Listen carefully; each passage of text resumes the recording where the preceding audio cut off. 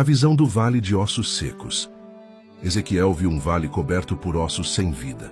Ao profetizar, os ossos se uniram e receberam o Espírito, revelando que Deus pode dar vida onde só havia morte. Hoje, vou te contar a história da visão mais impactante que um profeta já teve.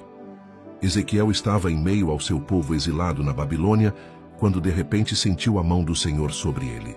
Não era a primeira vez que o Espírito de Deus o tomava, mas o que estava prestes a testemunhar ultrapassaria tudo o que sua mente humana poderia imaginar.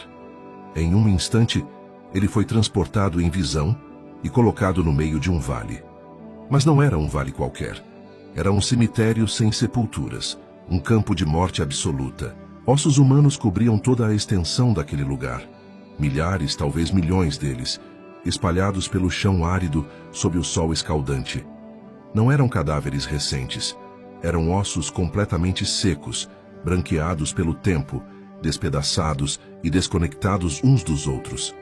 Cada osso contava uma história de morte antiga, de esperança extinta, de sonhos que haviam se desintegrado em pó. O Espírito do Senhor fez Ezequiel caminhar por todo aquele vale. A cada passo, o profeta pisava entre restos mortais. Crânios vazios o encaravam sem vida. Costelas quebradas, fêmures partidos, vértebras dispersas, tudo espalhado em desordem caótica. O silêncio era absoluto. Não havia vento, não havia pássaros, não havia qualquer sinal de vida, apenas morte. Morte antiga, completa, irreversível. Ezequiel conhecia bem aquela imagem.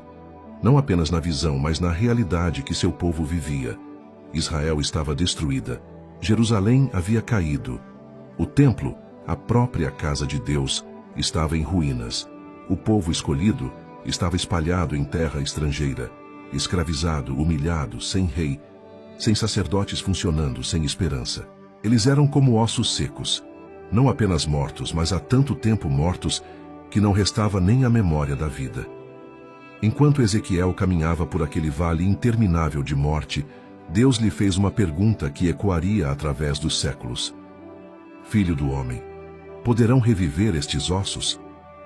Era uma pergunta impossível. Qualquer pessoa sensata diria: não, é claro que não. Estão mortos há tempo demais. Estão secos demais. Estão despedaçados demais.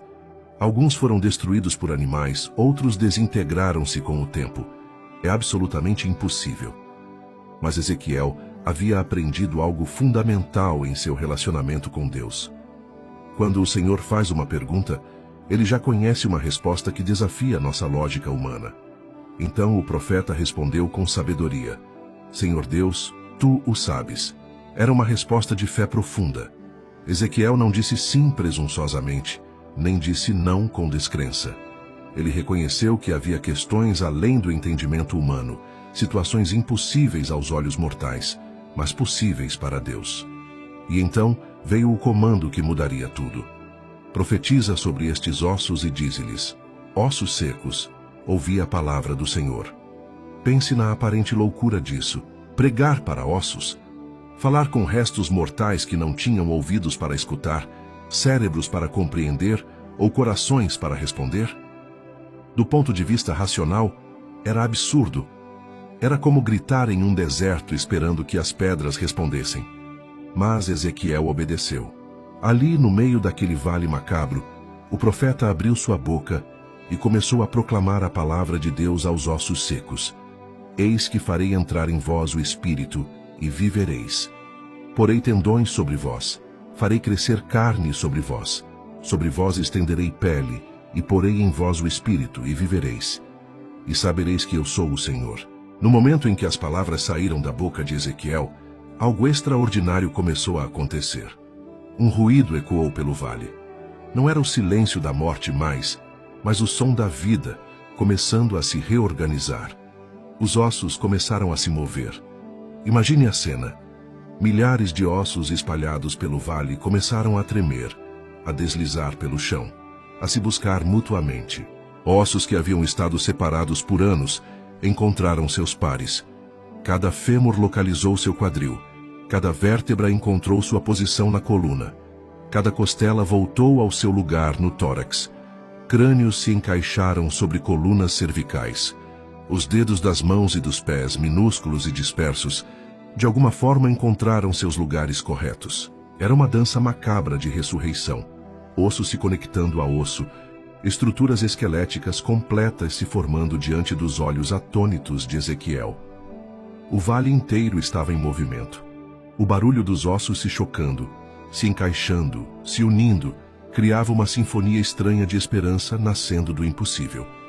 Mas eles ainda eram apenas esqueletos, estruturas corretas, mas sem vida. Continua na parte 2, já disponível no perfil.